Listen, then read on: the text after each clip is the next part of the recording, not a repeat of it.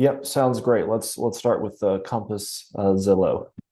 Okay, so Compass Real Estate Brokerage is suing Zillow, largest real estate site, for accusing Zillow of gatekeeping home listings and breaking federal antitrust laws. Doesn't sound like much, but this is earth-shattering. So Compass is not afraid of a challenge. So there's been a few responses online. I'd like to get your take on it. How do you see this going down? Yeah, um, I mean, I can't say I didn't see this coming. Compass has been going in one extreme, and Zillow has kind of been going on the other extreme. And I think it's only been a matter of time before some sort of backyard family style feud came out about it. So it's definitely certainly interesting. You had mentioned particularly, I believe there were two other groups that I don't think are joining in a lawsuit, but are certainly joining sides, and that was Yep. CoStar and I believe it was Redfin. Yep, Redfin is joining sides, not in the lawsuit, but on the principle with Zillow. And then CoStar is supporting Compass, the broker right. So here's what I find interesting is Zillow is actually a real estate broker. They are bound by the same rules as all the other MLS brokers because in multiple states they are a member of the MLS and the National Association of Realtors. So by doing this policy, maybe they don't lose in court, but they are in violation of, you know, clear cooperation. Mhm. So Yeah, and I where does think that go? yeah, it's obviously going to be hard to predict that, but I think it does bring into question the viability of Zillow as a brokerage. Do they take a step back from the brokerage side and decide, hey, our business isn't really worth it? We Well, would let's back rather. up a minute. Let's say they do that. Then how do they get the data? Yeah, that's They're a good question. scraping it. I didn't think of it that way. Yeah. They're a broker, so they have the MLS feed. Otherwise, they're just scraping the data illegally. Yeah, fascinating. So, So they want their cake and eat it too, it looks like. yeah, I don't know, because I certainly haven't thought through that side of it. They certainly would need to be a part of the MLS to get that access. Otherwise, they don't have any legal way to get it. But if they're a part of the MLS and they're a part of the Association of Realtors, then technically they're bound to the ethical side of it. So, worst case scenario, like you said, they don't lose in court, but they could certainly get kicked out. Yeah. So if you're a broker, can you say, well, I'm not going to add your listings because you're not you know, playing the game the way I want it played. So therefore I'm not going to have you on the website. Can you do that? I don't think you can. Yeah, I don't really think you can either. But I also don't necessarily agree from a personal perspective with the way that Compass is going about it. They might have a legal stand, from that perspective, but I don't think they also have the ability to say, hey, we're only going to be showing our listings, or we're only going to be promoting our listings and not, sharing that out. Obviously, this is kind of two different issues being merged together. Well, Um, no, so your argument is Compass should be putting all the stuff on the MLS because it's in the client's best interest, right? Correct. Okay. But their customers are agreeing to it. So their customers are choosing to do the business that way. So Right. And if now you're preventing a customer from allowing to market the property they want at how to be marketed. Mhm. So now you are antitrust. And that's, I think, the base of this. And I have not read the filing on it yet, but it does say it's an Right. antitrust. So that would be an antitrust violation if they're saying you're denying our customers or the way we participate in business. Mhm. And I have no problem if a client comes to me and says, "Hey, I want you to market my property, but I only want you to market it to people in your firm, and it's a broker exclusive, essentially." Hmm. No problem with that. But I don't think when clients are counseled properly that they would, by default choose that. That's like saying, "Hey, I want 30 different restaurant options, but I'm only going to narrow myself down to drive-through fast food." It's like, Hmm. okay, sure, you can do that, but it's probably not the best overall. Yeah, generally speaking, I agree with you. The exposure to the most marketplace should produce the highest results. But there are exceptions to that rule. There are reasons someone may not want to go the MLS, may want to try it quietly first, test the market. They maybe want the privacy. They may, let's just face it, some markets, brokers have a niche that they control a certain market share. And Compass has a little niche in our market. So a lot of that stuff, actually, they're probably getting fair market value, if not higher, just within their circle. Hmm. Yeah, and I'm sure that probably works for, parts of the country, different markets where Compass does have a hold. We have a couple of Compass agents in our market. I've never done a deal with a single one of them, buy or sell. So, maybe that means they're doing stuff internally, maybe they're moving deals, maybe they're not. Obviously, kind of hard to tell without, them sharing that data. So we're going all over the place. So that the attorneys try to blow up the real estate commissions, and then we start fighting over clear cooperation. And Right. now we set some rules, 24 hours to have your listing submitted. And then now a broker wants to play by slightly different rules, so they modify clear cooperation again. Then Zillow and Redfin get all huffy and puffy. So then Compass pulls out the big guns and files a lawsuit. Um, we could see a blow up in the traditional real estate model if this keeps going and technology keeps moving. I don't know how it ends because there's nothing in my mind right now that replaces traditional real estate model. But man, it's getting hit from all sides. Yeah, it is. I don't know that anything, at least from my experience, could drastically change anything. It's obviously there are Carvana type models inside of real estate, for real estate sales, but it's not like everybody is going out to use Carvana and, shipping their cars all around the country. Some are, it's definitely part of the market, but Mhm. specifically for real estate, I just don't see it being 100% replaced. But I think AI is going to certainly alter a lot of it. So I wonder, in a sense, if Zillow is trying to get ahead of some things from an AI perspective, and maybe they know something we don't, when it comes to the data and how they can manipulate that. So Compass is trying to, again, people who know more than we do, they're trying to step in and Mhm. actually stop what they might see coming down the pipe with AI. May you live in interesting times, and that we do. Okay, so Absolutely. then the next topic we had a pretty sophisticated chart from Lance Lambert. Yeah, let me drop this into the chat for people who are with us. And actually, I might even just share my screen. Yeah, if you could share, because you're going to try to explain it. This one, I don't know if I could explain it. There's a lot going on in this chart. Well, there is. I don't know that I can. I think I might be able to explain it, but you'll have to forgive me if it doesn't come out as good as it should. So, all right, let me get this pulled up here. All right, y'all see my screen okay? All right, good. So this is a chart from Lance, who runs Resi Club Analytics. If you guys aren't subscribed to them, I highly recommend it. This is from their pro report that they send out. I can't remember how often they do. I'm a pro member, have been for the past year or so, and it's super helpful data.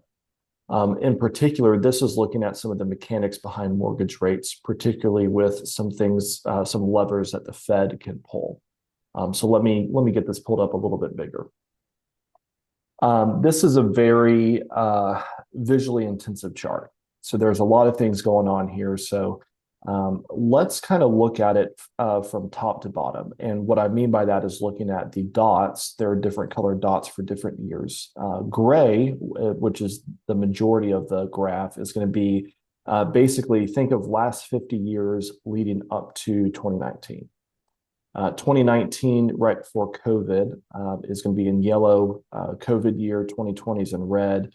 21 through 23 is in green. That's going to be a bit of the housing boom and then the beginning of the rate increases. Then obviously you have blue, which is 24, 25, so up to present time.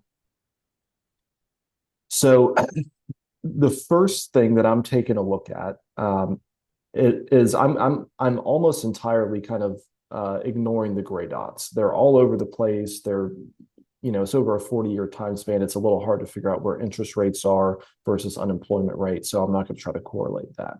But what I do want to start looking at is 2019 numbers. So as you can see, they're very small clustered around a low, and I'm sorry, I said interest rate. It's a very low inflation rate and a low unemployment rate. So all of that is kind of in a tight little pocket.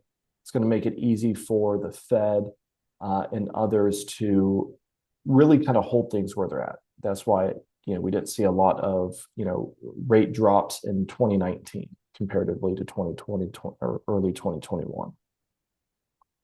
Okay, so let's jump over to 2020. Go to the far right-hand side of the graph. You can see the unemployment rate spiked. That was April of 2020. Over the last 50 years, we haven't had a single month, and I believe these are months, single month, where it was that dramatic.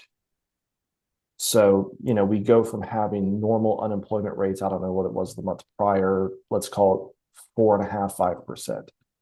Oh, actually, I take that back. We do have a little blue dot for 2 months prior in February. The unemployment rate was about 3.5%. So in 2 months, it jumps, call that 11, 12%. Pretty big jump. So over time, you're going to see that move back more to more realistic unemployment numbers as people get through, the onslaught of the pandemic to begin with, and you're going to see that labor market tighten back up. So where it was really kind of wide open, people were getting laid off, people were quitting intentionally, which was a little odd. I don't know if any of you guys are kind of familiar with some of that happened in 2020. My wife is in recruiting, so I got to see some of that firsthand. As far as how the labor market responded. Anyway, I'm getting off track a little bit. So let's jump back over to the green dots. So we can see overall in 2020, the labor market tightens back up from when it kind of went wide open. The labor, as it softens, we ultimately start to go for a higher inflation rate. So as you can see, the dots, and unfortunately, I can't show you my mouse, but just kind of look from right to left on the chart, going all the way. Your mouse is showing up. Oh, it is? Okay, great. Yep. All right. So, we're starting over here, April of 2020. We're kind of backtracking over time. Eventually, we get down here in 2020, and all of a sudden, it starts to kind of go up like this. So it's kind of a little, interesting of a graph. And granted, not all of these are directly correlated. It's not a straight line, okay? But just kind of bear with me here for a second. So as the labor market is softening, that's going to cause the Fed to start figuring out, hey, what do we need to do to keep everything moving forward? So as they're seeing that the labor market is softening and the inflation rate is starting to go up at the same time, again, we're down here at zero or close to zero. Now, all of a sudden, as we're getting into 21, 22, this is starting to jump up a little bit. So this is when the inflation is starting to break out. Obviously, the Fed is keeping those rates low. The quantitative easing is still going on from 2020 specifically. Again, a lot of money is kind of printed around here, around this time. And as the money's working its way through the system, ultimately that inflation rate is starting to go up, right? Because number one rule of economics, no such thing as a free lunch. So somebody's got to pay for it somewhere. And that's kind of getting to where we're at today. So as we move into higher inflation rates, and then it's obviously moving down through 22 and into 23, the Fed is increasing those hikes, the QE ends, and the inflation cools. So we're getting into a spot here, which is looking very similar to 2019. So that being said, the big difference between these two right here, and granted, we're looking at the unemployment rate versus the inflation rate, they're not all that different. You're talking maybe a point one way or the other. So the data is similar, right? But the one difference that we have between both of those times from a fiscal perspective is the interest rates, the funds rate. So what's not shown in this graph, and Craig, we might have some of that later. This right here is somewhere between 3.5% and 4%, and this is somewhere up between 6% and 6.5%. Okay, so the argument is as that red starts turning into green, the quantitative easing, he kept the rates too low too long, and then the inflation's spiked, and then April 2022, they hiked the rates, quantitative easing ends, they break inflation. Now inflation is broken. So now the argument is they're holding on to rates too high too long now. So the pattern is the same. It's just no one's happy with what the Fed does. So the Fed wants to make sure they don't raise rates too soon, is what it looks like. Yeah, and thank you for clarifying that, Craig. Yeah, so again, the data is showing very similar numbers between 2019 and 2025 as far as unemployment rate and inflation rates, but the funds rate is not. It's Okay. drastically different right now. Yep. Yeah, that's a lot going on in that chart. Okay, so should we go take a look at rates? Yeah, let's jump into the rates. See if I've got that up here.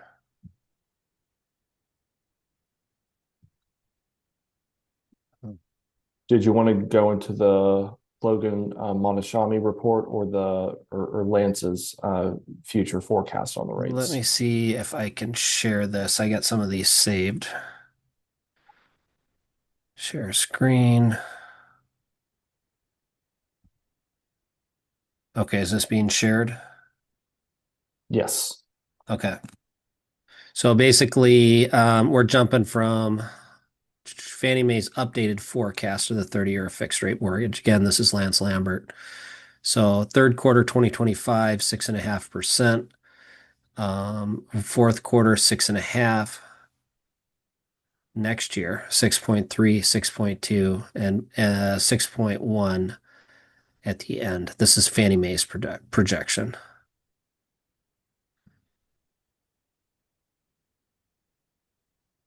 Yeah. What do you see, Craig, as far as the big kind of eye-catching things in this report, aside from the future predicted 30-year rate?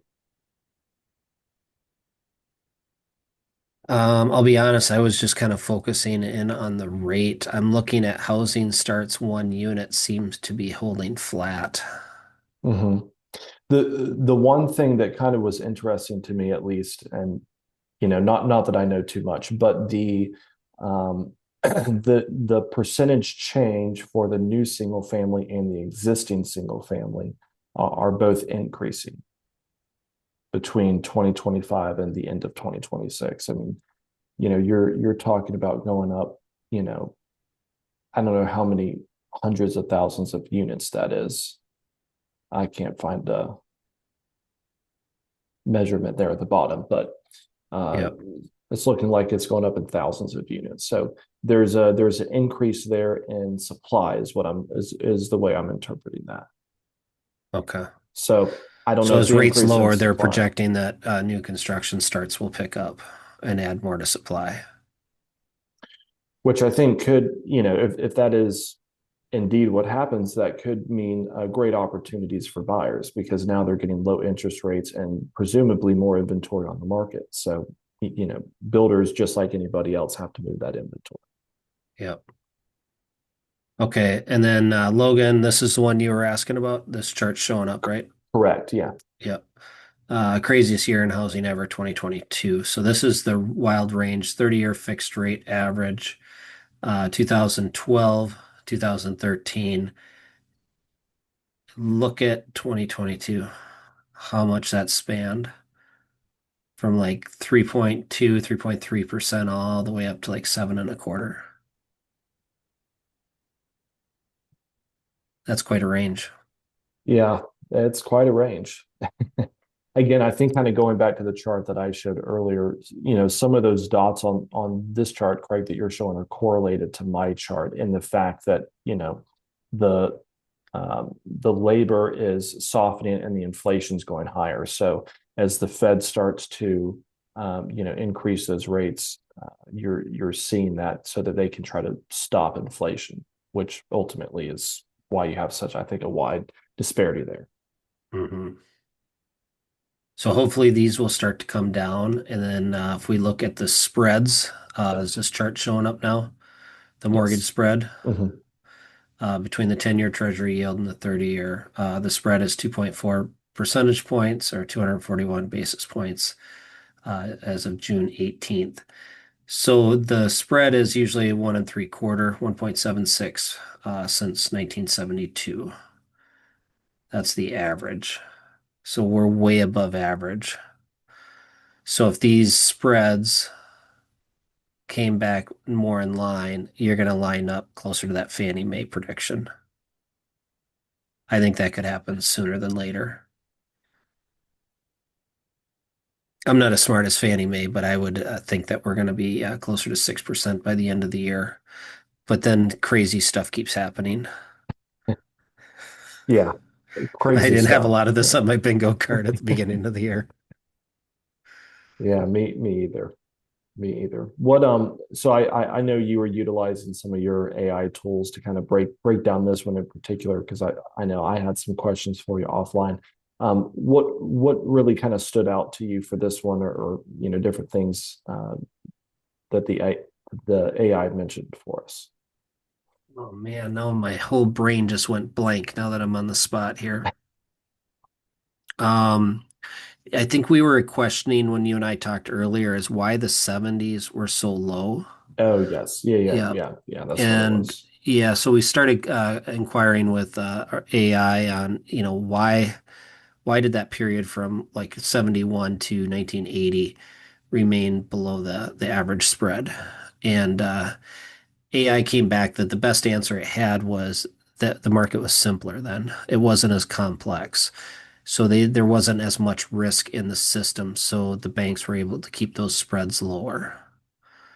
Hmm. And that's the answer that I was satisfied with. And then as we started coming into the 90s here, we started introducing a lot of different products into the mortgage. And then that blew up in the early 2000s. We remember that, Hmm. the housing crash. And then we think we got it corrected, then we added more to it. So the system is higher risk than it was back then. Hmm. So that's the answer I'm satisfied with. That's kind of what you were getting at, right? Yeah, and I think it does make sense. One of the reasons I think a lot of people did well in commercial real estate prior to the late 80s, early 90s is because institutional level capital hadn't really been widely introduced. So you didn't see a lot of hedge funds going out and buying things. You didn't see a lot of, REITs being formed prior to that. Obviously, some stuff happened, but at the scale and speed at which it does today. So I think a lot of that also probably factored into the market being simpler back then. Obviously, I know that is the commercial side, but I think a lot of that would also roll over into the residential as far as the bank's risk. So, any other charts, anything else to look at? So this one caught my eye. I'm gonna throw this curveball into the mix here. Pulte tweeted last night, or yeah, we will study usage of cryptocurrency holdings as it relates to qualifying for mortgages. Huh. They must be, Interesting. yeah, as an asset based. So they'll use your Bitcoin as an asset, it looks like. It's not official yet, but they're Hmm, actually looking at it. So hmm. I knew I should have bought more of that. I know. Shoulda, Yeah, woulda, you coulda. and me both. All right, how do I stop sharing?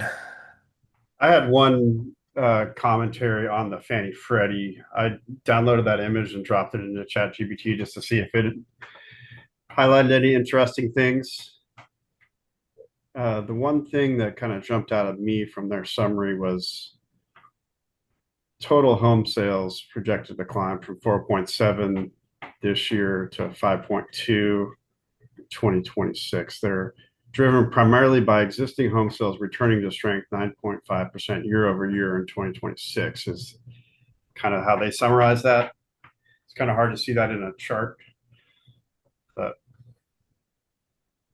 Yeah, and it's very hard, I think, for anybody to have a crystal ball with any amount of accuracy. But I definitely think that those numbers could be very likely to go up. I mean, a lot of people are seeing that it's very much a down year and starts and sales overall. So, does it go all the way back up to, what did you say, Steve? 5.2, I think. 5.2 in 5.2. 2026. And it's Yeah, not surprising, right? The real estate market's frozen. It's going to thaw at some point, right? it will. Yeah, Craig, I don't know if you're seeing a lot of stalls in your market, for lack of a better term. Um, I know we've really kind of started to see that in my market. I thought we weren't going to have much of it, but the spring selling season kind of came and went, and we're kind of now into summer, and I mean, the deals are still happening, but just not at the rate that we've seen years past. I don't know how to explain the market we're in here. So you'll take a listing. I put one on and I thought this thing was going to pop in the first 5 days, multiple offers. Great location, great school district, starter home, and everything about it nice. And it had some interest, but nothing crazy. And you get into other ones and you go up another 100,000, 200,000, and these things are on fire. They're multiple offers, same school district.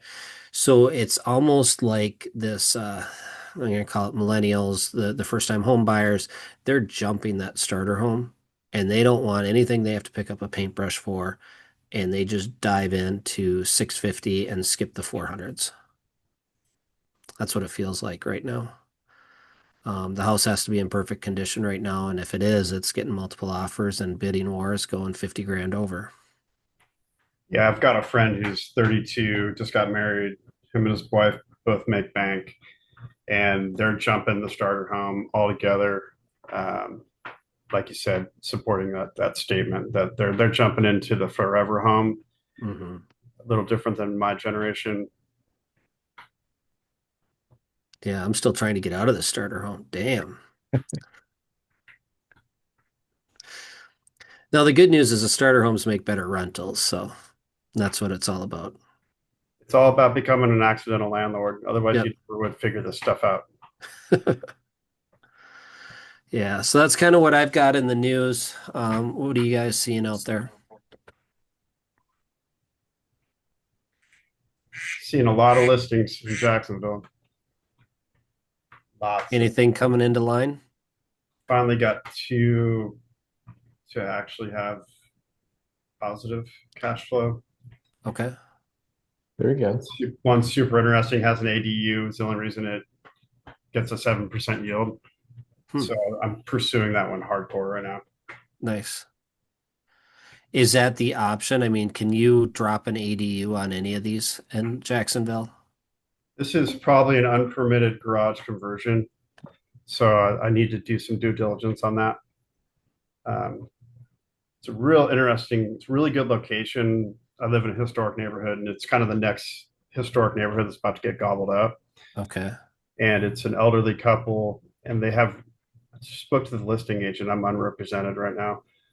Um, and got some pretty good intel from him, trying to really identify the seller's pain points. They're in a position where they're on a waiting list for assisted living. So it's a real unique deal. They've gotten a bunch of lowball offers like move out now, we'll give you this. So they're looking for a lease back scenario. And I'm not too excited about that. So I'm kind of trying to research options to buy. I'd rather them stay put until they're ready. And then I got that 30-day window to lock and load and go. I don't want to carry this property. The ADU is occupied, but you know, if I want to take this property over, I want to go all in on it. You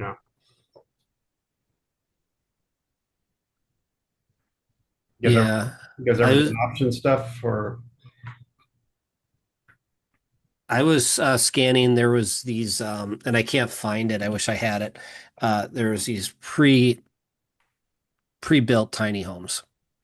You ship them in, they're like 20 grand each, 25 grand, and maybe today they'd be about 40. But I was curious if that business model, if that one cash flows that well, if you couldn't find any property in that area and then just have these connected to utilities and drop them in on the site. And then you can start cash flowing all these deals. I know Minneapolis allows up to 4 units on single family lots now. So if you had enough space, you could drop 3 of these in on a single family lot and it would meet zoning requirements. So that's a way to get your yield up. I'll see if I can find those because then you're not screwing around with trying to build them or Mhm. stuff like that. Yeah, I like that idea a whole lot. I've recently started doing land home packages, which is basically dumping a double wide trailer on a lot and selling it to first time home buyers. But through that process, we've learned a whole lot about the manufactured housing space, and it's really crazy to see the quality of those things. I mean, they're better than most new construction at that price point nowadays. And you can even find tiny homes. Like there's a guy who's a tiny home dealer near me, and they're 400 or 500 square feet, maybe a little smaller. Um, and those things are great. You can do long term, short term, midterm. Um, I just dropped a link. You want to open that up, see if you can find pricing on that one? It's slick. Yeah, I will say for something like this, knowing what I know, this is probably going to be paying more of a retail price. Try to see if you can find somebody who deals in manufactured and modular housing. Try to get in with them, and a lot of times they can get you almost like a wholesale price on something like this. Probably not from this, uh, uh, company who makes it, but generally speaking, that might be something to consider. Okay, so just out of curiosity, so you're going to pay retail on these. I just jumped to their models and studio, 1 bedroom, 2 bedroom. I look at the Summit and 20 by 22, that's a 2 car garage size. Let's go 14 by 22. It's a studio, design and price, 1 bath. They don't give the price.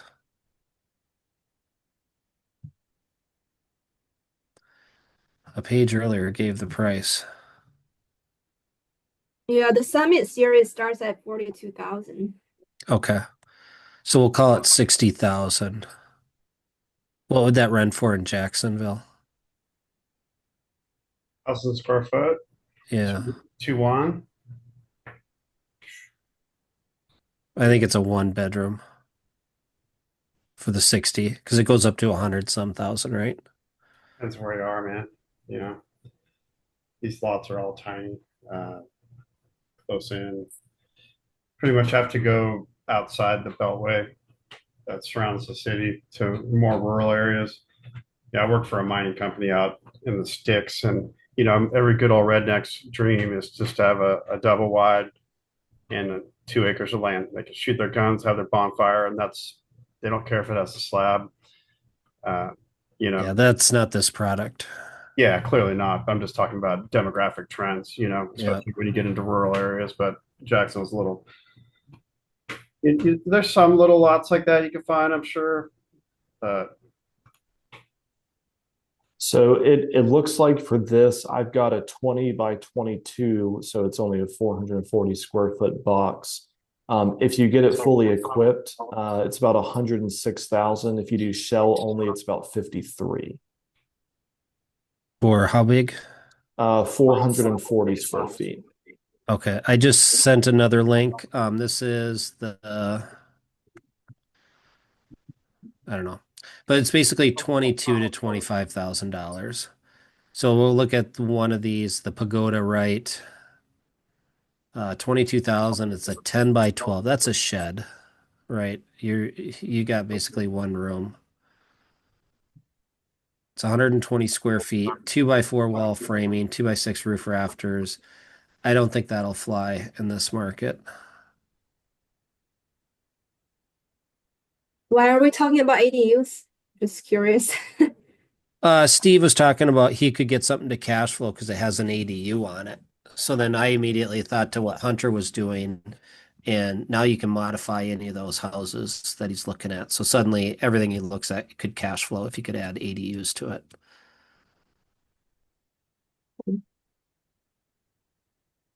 Let me see if I can find a good modular dealer that I like. So you basically have to rent it to like two different families, right? Like one to the ADU to a different family, and then the main house to another family. Yeah, you're basically taking a single family house and turning it into a duplex. Yeah. But these ADUs, the websites you send us, do they take financing or you have to pay like upfront? I would think you could finance it. If you can't finance it through the company, you could probably get a small bank to handle this.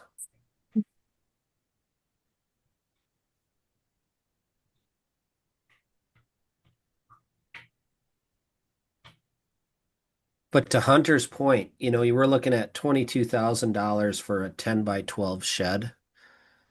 That doesn't even meet code. It's 2x4 construction. It doesn't have the energy rating.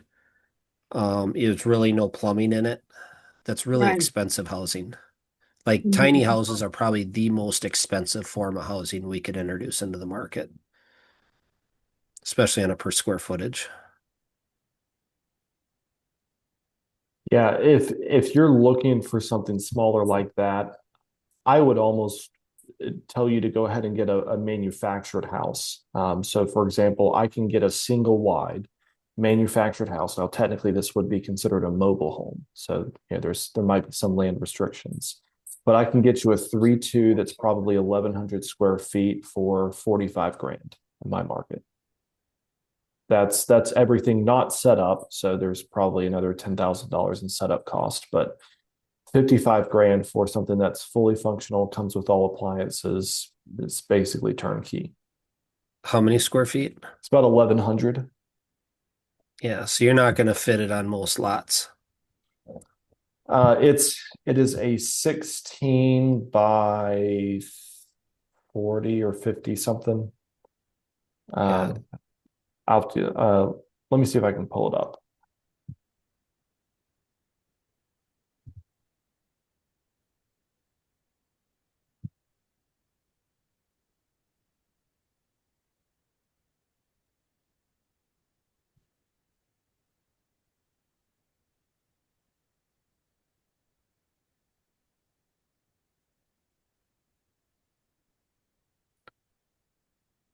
What are you seeing in your market, Denise? Well, I've been looking into Taylor, which is like 30 to 40 minutes away from Austin, for my next rental. And I actually saw this one. I'm very interested. I want to ask you for your opinion on this. So it's 280K. I just shared the link. 280K, 3 bedroom, 2 bath, I think. It's a good looking house. Yeah, it's not bad, right? It's 1980. Um, what I like is the location. It's really close to a new supermarket called HEB. HEB is like the best supermarkets here in Texas. Okay. Yeah, it's in the older neighborhood, but it's really close to like the new development, like the new HEBs. There's a Starbucks nearby. There's a bunch of restaurants nearby. Um, it's not right next to the Samsung Fab, but it is within like 15, 20 minutes away to the Samsung Fab. So last year I bought a new construction like right next to the Samsung Fab. And that one I'm doing midterm rental. So this one I can either long-term it or midterm it. I looked at the rents nearby for 3 bedroom. I can easily do like 1,800 to 2,000. Yeah, but depending on the interest rate, right? If I get like Right. a 7.5% interest rate, I think I'll just break even, right? Like slightly above the rent, maybe. It looks like they just put it for rent on the market today for 1,800. Oh, yeah. Where'd you see that? On Zillow? Yeah, it's on Zillow. If you scroll down to price history, I always like to start there because that just tells me how long it's been on the market, when it last sold, things like that. And it popped up that it was listed for rent. Interesting. So I pulled it up on Rentometer, and the average is 1959, median 1950, 25th is 1838. So 1800, it should rent pretty fast, I would think. Yeah, so the seller bought this in 2021 for like 250 something on the MLS.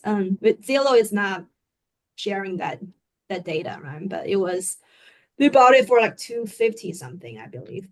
And they probably got a really good mortgage rate because back then it was 3%, right? Yeah. 2021.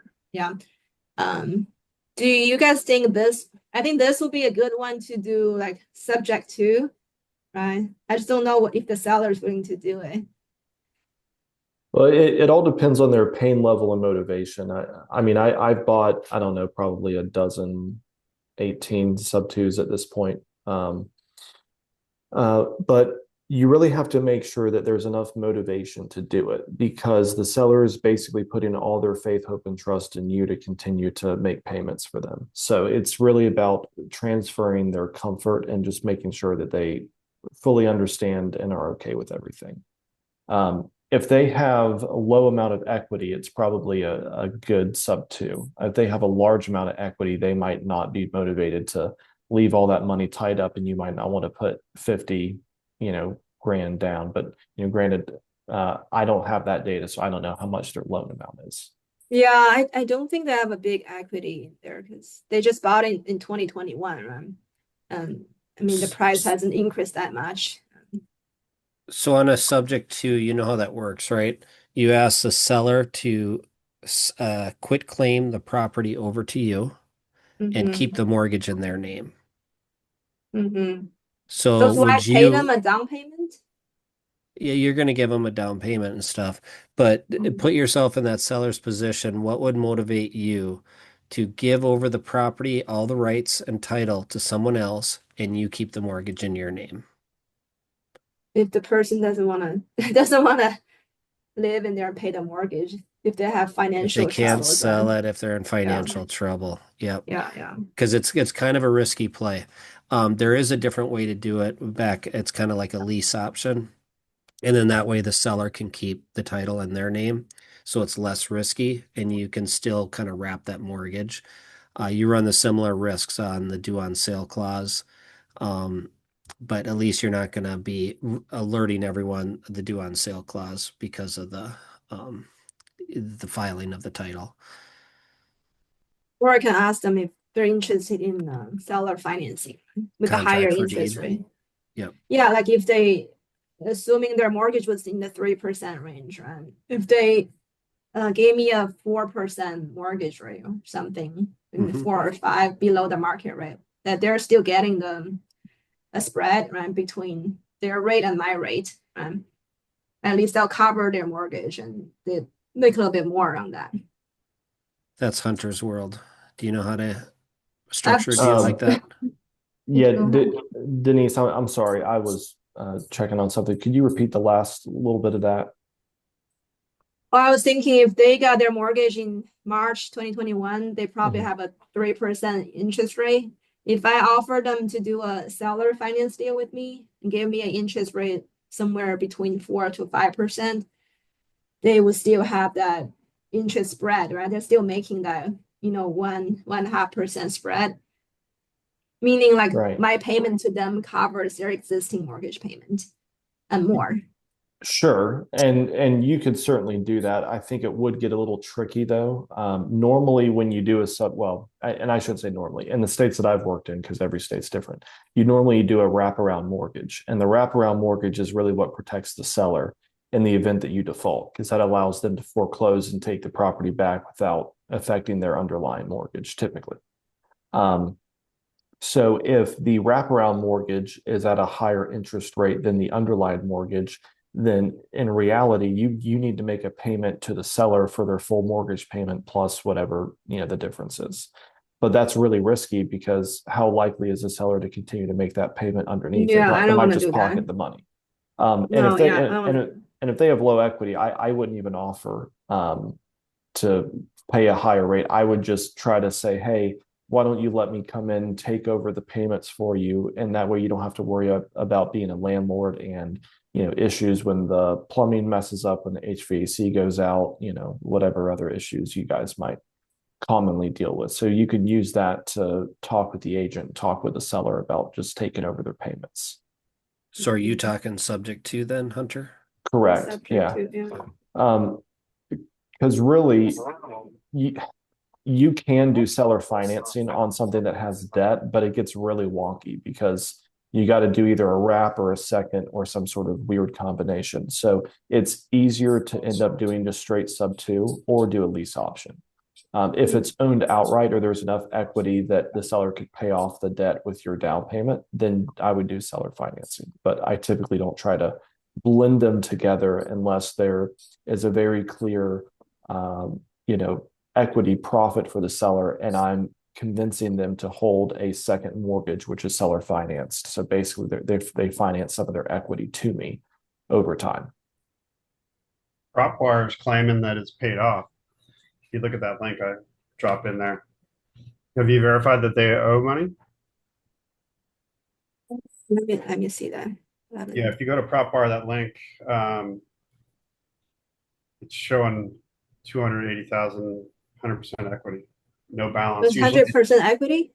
But yeah, it shows, usually it'll show if you click under owner, the owner tab, it'll usually, or under the property tab, usually there'll be like a loan summary of what, if they took a second, what they owe on it. So PropWire is a really good tool to kind of cross-check that.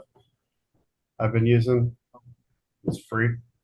Good. Where does it say that? The under owner? Oh, I have to click on I have to register for it. Oh, yeah, it's a free membership, but it's just under the property tab. I can share my screen if that's helpful.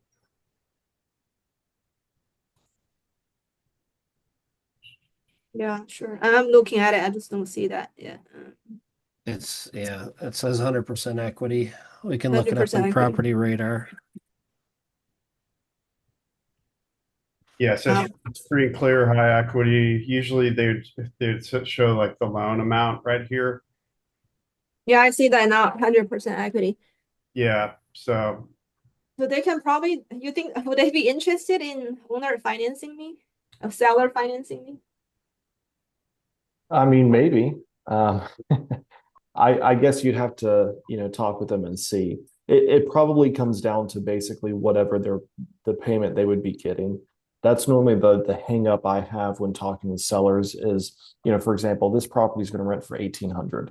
Well, I probably don't want to be paying more than 1,000, maybe 1,200 max in principal and interest, because there's going to be no meat left on the bone for me between taxes, insurance, vacancy, repairs, capex, all of that. So if they're not okay with $1,000 a month, then I'm not really going to be able to convince them to do it. Yeah. So I mean, even at their previous listing price, after paying the realtor commissions, they don't have much gain left, right? Because they originally bought it for 250 something. So the neat thing about seller financing is that you can pay the seller any price. I mean, in theory, it doesn't really matter. If you're going to have a long-term mindset, you can kind of pay them whatever. Let me show you my little rental calculator, or I'm sorry, not my rental calculator, my financial calculator. So in this scenario, I'm paying them $1,000 a month for a 280 purchase price at 0% interest, and interest is negotiable, but it's over 280 payments, which is about 23 years. But in theory, I could jump up and say, hey, I want to pay 360,000 for your house. Well, now that just takes my payments from 23 years to the full 30 years.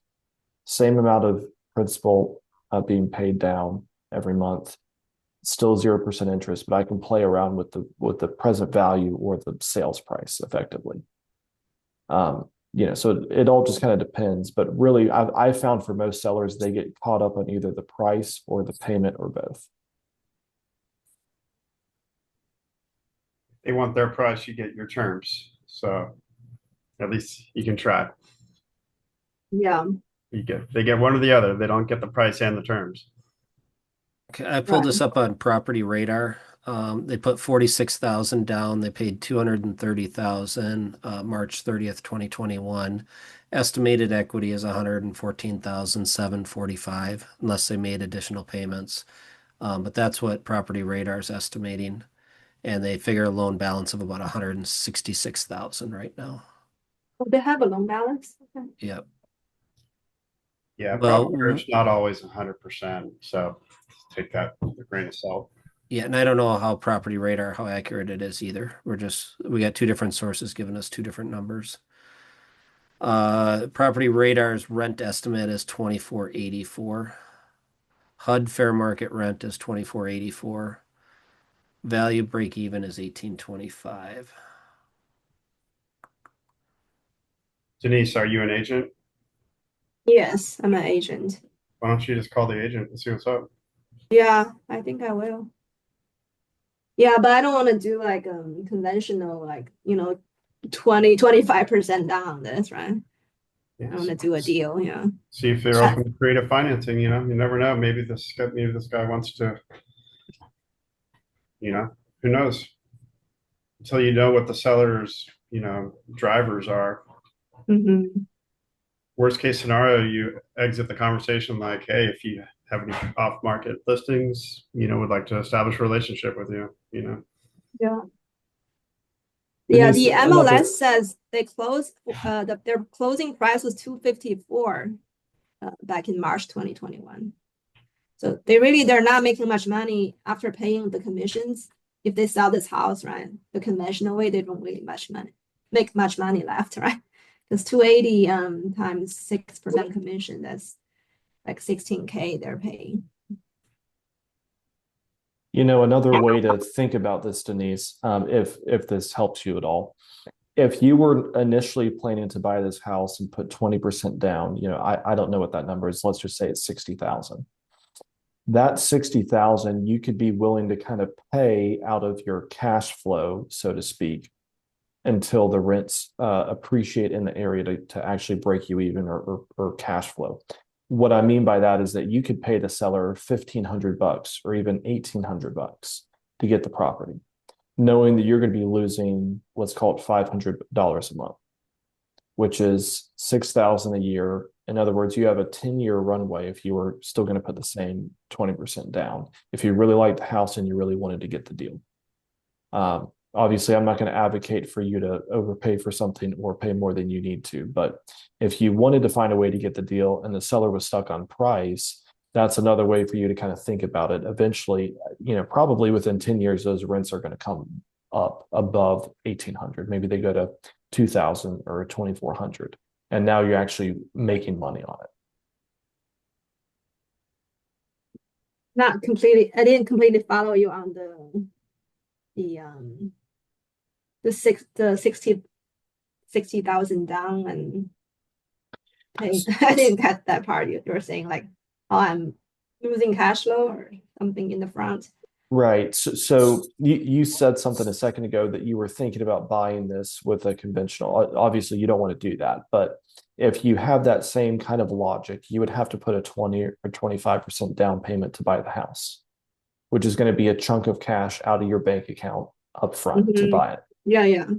You could find a way to buy this from the seller for $0 down out of pocket.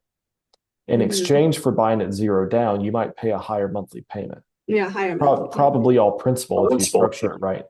And then over time, that all principal payment is going to pay down the debt pretty quickly. Yeah. And so that was my thinking, right? Pay very little down on the down payment, right? And then seller finance me at a good interest rate. Then I'm gonna midterm rental this and get higher rent. So at least I'm cash flowing, right? Because I did another deal like this a year ago. I put 10% down the seller financed me for 4.5%, and then midterm renting it. I'm still cash flowing on that, even though like I pay only 10% down. Yeah, that's great. So I was thinking of like reproducing what I did last year with this deal. Yeah. Yeah, go So for it. maybe I'll call the agent up and see if the seller's motivated to do the seller financing. Yeah. Awesome. I feel like I've done a lot of talking. Any last kind of questions or things anyone else wants to discuss?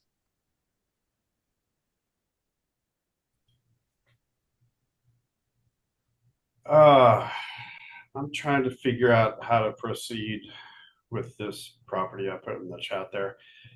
I'm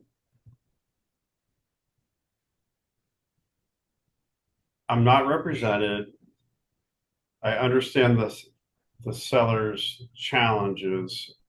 Is it appropriate for me I'm planning on requesting a walkthrough with my contractor next week. You think that's appropriate before an offer? I mean, it's only been on the market 4 days. I think it's appropriate. It's if I'm going to get an offer, I don't want everything hinged on, oh, then I want to get my contractor through. I want the negotiation done up front. And I don't like it when they come back on inspection and they want a bunch of stuff done. I usually crush those deals. If you don't know what you're doing when you first make the offer, I'm not going to keep renegotiating with you. So that's how I would approach it. If I give an offer, I'm not going to renegotiate on them. I may back out, if there's something I'm concerned about, I'll let them know ahead of time. I'm uncertain about the sewer line. I want to have that inspected. And then they know in advance what I'm looking for, but I don't want to sit there and settle on a price and then find a bunch of little items and then banter back and forth. That drives sellers crazy and it makes the transaction ugly. So I would do that. It's surrounded by massive trees. They haven't maintained anything. So I'm gonna meet my tree guy out there tomorrow, just from the street, and just be like, "Hey, man, give me a number. Like, do these trees have to come down, or else, it's got massive branches hanging over the roof. So something's gonna have to happen there. So I need to know that number Mm-hmm. to either, you know, be able to insure it later and pass that, but also, what does the full removal price look like? Because I think that gives me leverage when I'm putting my offer together. There are 30 years of neglect are going to be a problem for them. They're selling it as is, but Mm-hmm. That's wood frame, right? Do you have concerns on termites are big in that area, right? yeah, you might have to catch that during inspection, like Yeah. after offer. Um, That's pretty standard in that market though, I think, right? yeah, termites are a challenge. Their seller disclosure was pretty vague. They say they claim that they're not aware of any termite stuff, but I pulled all the permits from the city. They did a full roof replacement in 2019. AC units super old, 2001. Breaker panels, 2006. Water heater, 2007. So I know I got a lot more data than I did a couple hours ago, but need to know this tree number and didn't need to walk my contractor through there to kind of what we're going to approach it as like the minimal rehab to make it like rent ready, and then have him give me a number to go like max value. Might end up trying to do a flip on this thing. You know, I don't know what path to take on it. Um,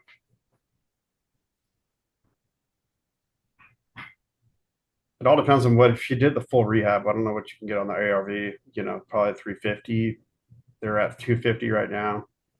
If I can get this thing close to Well, it 200. looks like 350 to 490 right in that area. So, well, that's 8 bedroom. Never mind.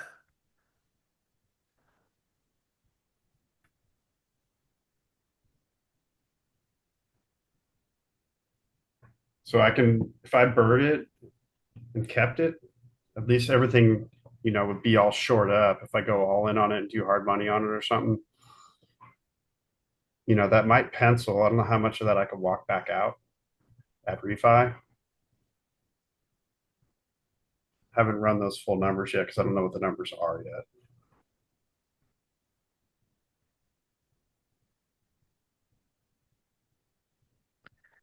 Yeah, I'm looking at some weird stuff on Zillow here. I don't understand what's going on that street.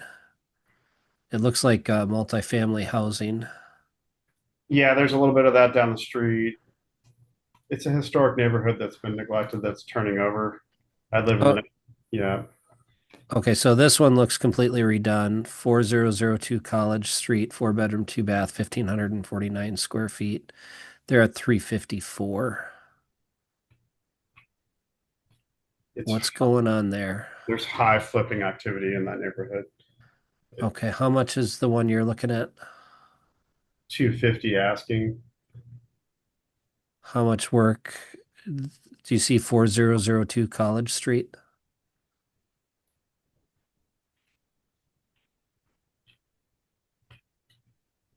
They got a brand new kitchen. Looks like some new siding. Everything's painted. New LVT floor. Yeah, yes. Bathrooms. Mm-hmm. Um, Looks they've like got. it looks I like don't. they entered what did they enter at? Did They they don't buy show it for the entry 130? price on here on the price history. It looks like they listed it for 375. They've already walked it down 25K. Doesn't show what they So bought it for. they probably got it somewhere on 130, Okay. 150 based on the chart there. But just kind of knowing that area. Okay, Looks so that's 350. Is a Rambler worth more than a two-story? it's a Rambler. Oh, sorry, you call them ranches south of Iowa. Oh,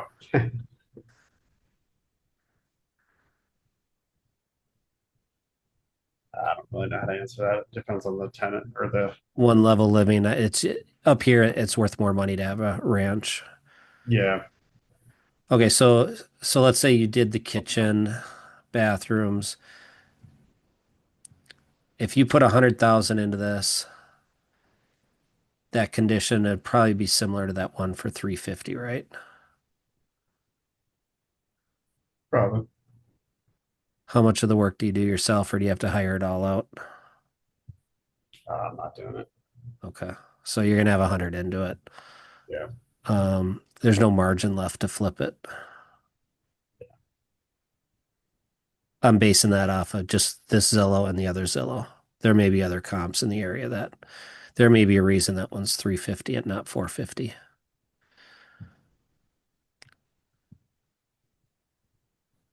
So we'll see. I'm just going to keep the conversations going, do the walkthrough, see if I can do kind of a minor rehab on it for, I mean, that might even blow it out of the water.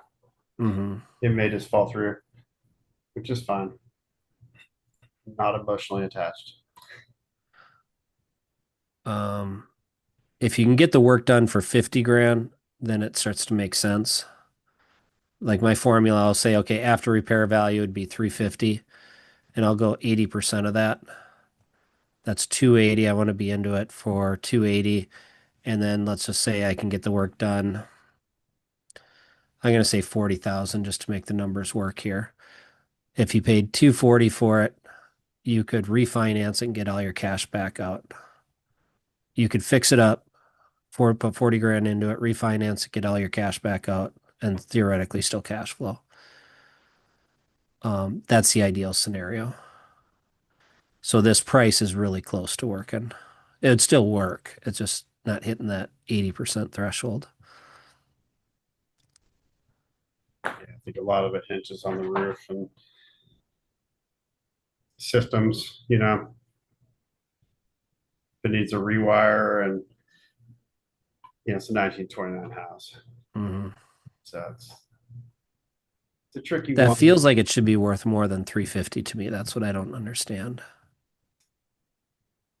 You give it 10 years, that neighborhood's about to blow up.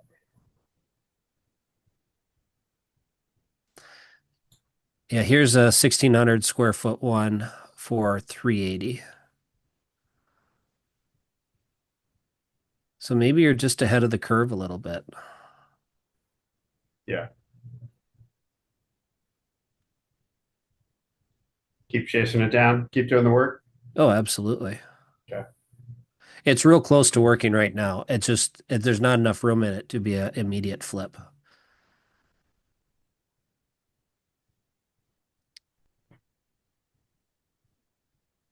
Do you see a burr scenario in it? Yeah, that's the 80% rule that I was doing. Okay. Yeah. Because with that ADU and that place enhanced, I mean, your rents, you're probably getting pretty close to. It depends on how much work you do on the ADU. If you just leave that as is, that's already renting for $1,000. But you could be pretty close to 2,800 gross rent a month combined. Yeah, this roof would be about 9 grand to do in my market with my subs. I don't know what you have to do for roofs there. Would you have ice and water you have to put down, or is there different rated shingles maybe for hurricanes? Yeah, just hurricane stuff, or 20-mile-an-hour wind rated shingles, basically. Shouldn't be too bad. Probably less than 14K. Okay. And the kitchen is small enough. That's nothing. That's probably 3 grand in material, 5 grand in material. Then if you can get affordable labor is the hard part. That's where I gave up and just started doing it myself. It makes more sense to do it myself. Yeah, the good thing is I got this contractor through one of the networking meetings I went to, and I met the oldest guy in the room. Went up and talked to him, and I was like, "Hey, you got a GC you use?" He's like, "Yeah, I've used this guy for 10 properties. Here's his info." And so we've like established. He knows that we're not looking for. We can do just basic rehab versus like full. Like he's one He of the knows where to cut and where to spend. yeah, he gets it. He's not kind of one of these just random guys that's trying to screw you right out the gate. Well, we'll see, right? But Yeah. But you're right, trees can get really expensive really fast. yeah, so if I can reduce that entry as close to if I can get sub 200, that would be huge. You're thinking under 200 to buy it? Well, we'll see how much this stuff starts adding up. I'm going to pull all this stuff together and present it. That's a big move. Depends on how motivated they are, right? Yeah, so if you're going to do a flip, you go 70% minus 250 times 70% is 175 minus, let's say it's 50 grand you got to put into it. It's 125 grand.